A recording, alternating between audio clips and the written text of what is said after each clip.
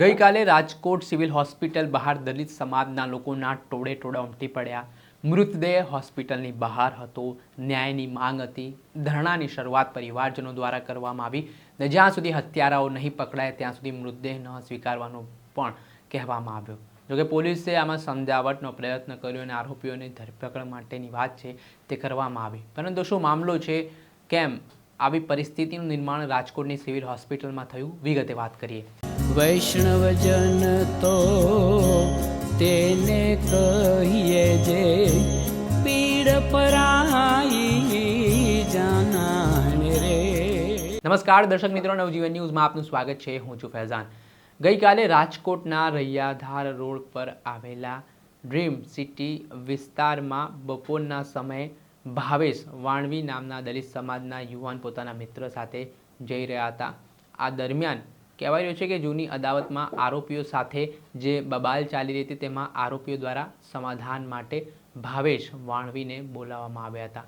ત્યારબાદ એકાએક 4 થી 5 જેટલા શખ્સો કારમાંથી ઉતરે છે। તેમની પાસે ધોકા, પાઇપો, કુહાડી સહિતના ઘાતક હથિયાર હોય છે અને તે હથિયાર વડે ભાવેશ વાણવી પર જૂની અદાવતની ખાર રાખીને વિશ્વાસઘાતી હુમલો કરી દે છે। આ ઘટનામાં ભાવેશ વાણવીને ગંભીર ઇજાઓ પહોંચે છે। લોહીલુહાણ હાલતમાં તેઓ જમીન પર ઢળી પડે છે। આટલેથી આરોપીઓ નથી અટકતા। ત્યારબાદ આ ભાવેશ વાણવીનું અપહરણ કરવામાં આવે છે અને ત્યાંથી થોડાક અંતર 1 કિલોમીટરની આસપાસ તેને ફેંકીને આરોપીઓ ભાગી જાય છે। આ ઘટનાને લઈને ઇજાગ્રસ્ત હાલતમાં ભાવેશ વાણવીને ત્યાંના સ્થાનિક લોકો જોતા તેમને તાત્કાલિક સારવાર માટે હોસ્પિટલ ખસેડવામાં આવ્યા અને હોસ્પિટલ ખસેડ્યા બાદ ફરજ પરના તબીબે દલિત સમાજના યુવકને મૃત જાહેર કર્યો। આ ઘટનાથી દલિત સમાજમાં ભારે આક્રોશ ફાટી નીકળ્યો હતો। દલિત સમાજના આગેવાનો મોટી સંખ્યામાં હોસ્પિટલ બહાર ઉમટી પડ્યા હતા અને ન્યાયની માંગ સાથે સૂત્રોચ્ચાર કરવામાં આવ્યા હતા। સાથે જ રાજકોટ જિલ્લા કલેક્ટર કચેરીએ આવેદનપત્ર પાઠવીને મુખ્યમંત્રી સુધી પણ રજૂઆત કરવામાં આવી છે। આ સમગ્ર ઘટનાને લઈને સિવિલ હોસ્પિટલમાં મોડી રાત સુધી આ જે મૃતદેહ છે તે ન સ્વીકારવાને લઈને દલિત સમાજ પોતાની માંગ પર અડગ જોવા મળ્યો હતો। માંગ હતી કે હત્યારાઓને જલ્દીમાં જલ્દી પકડવામાં આવે અને જે અલગ અલગ માંગણીઓ છે તે દલિત સમાજ દ્વારા કરવામાં આવી હતી। ત્યારે થોડાક સમય માટે દલિત સમાજના આગેવાનો અને પોલીસ વચ્ચે ઘર્ષણની સ્થિતિનું નિર્માણ પણ થયું હતું। આ ઘટનાના પગલે પરિવારનું હૈયાફાટ રુદન છે તે જોવા મળ્યું હતું। આ ઘટનાને લઈને રાજકોટના ઝોન 2ના ડીસીપી શું કહી રહ્યા છે તેમને સાંભળો। ગઈ રાત્રે રાજકોટ શહેરના યુનિવર્સિટી પોલીસ સ્ટેશન વિસ્તારમાં એક મારામારીની ઘટના સામે આવેલી, જેની તપાસ કરતા ઈજા પામનાર વ્યક્તિ ભાવેશ વણવી નામના ઈસમને ફરિયાદમાં જણાવ્યા અનુસાર અમીર ભરવાડ અને એના સાથે આવેલા 4 થી 5 ઈસમો દ્વારા માર મારી ઈજાગ્રસ્ત કરવામાં આવેલ અને આ અનુસંધાને ગાંધીગ્રામ પોલીસ સ્ટેશનમાં ફરિયાદ દાખલ કરવામાં આવી છે અને તપાસ ચાલુ છે।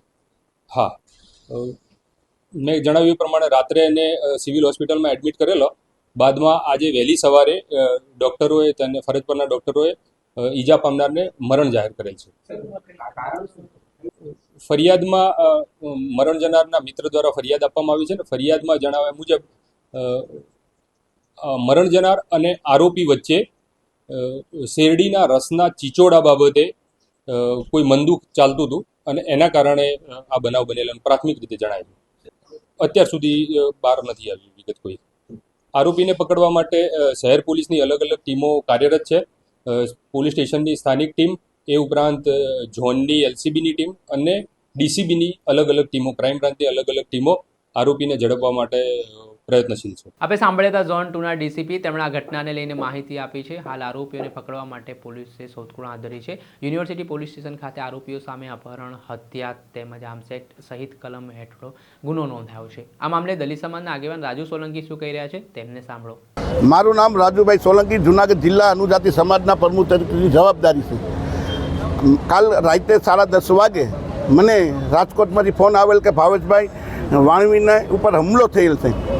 ભાવેશભાઈ વાણવી અમારા સમાજના યુવા આગેવાન છે અને જ્યારથી ભારતીય જનતા પાર્ટીની સરકાર છે, છેલ્લા 30 વર્ષથી ગુજરાતમાં ભારતીય જનતા પાર્ટીની સરકાર છે, ત્યારે ક્યાંક ને ક્યાંક દલિત સમાજને તારીખ કરવામાં આવે છે।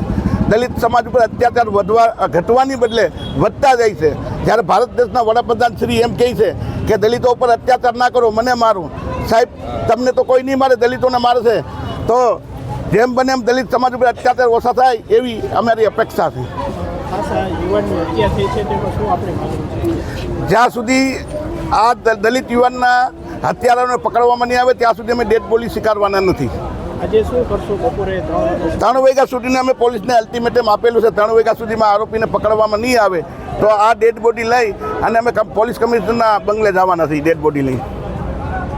આપણે સાંભળ્યા હતા દલિત સમાજના આગેવાન રાજુ સોલંકી. તેમના સમગ્ર ઘટનાની જાણકારી મળતા તેઓ જૂનાગઢથી સીધા રાજકોટ પહોંચ્યા અને પીડિત પરિવારના સમર્થનમાં તેઓ ઉતર્યા છે. ન્યાયની માંગ કરવામાં આવી રહી છે. આરોપીઓને જલ્દીમાં જલ્દી પકડવામાં આવે તેવી માંગ સાથે દલિત સમાજ હવે રોડ પર ઉતર્યો છે. દર્શક મિત્રો, આવી જ ક્રાઇમથી જોડાયેલી સ્ટોરી, આવા જ અવનવા વિડીયો આપના સુધી પહોંચાડતા રહીશું, એટલે નવજીવન ન્યૂઝ જોતા રહો.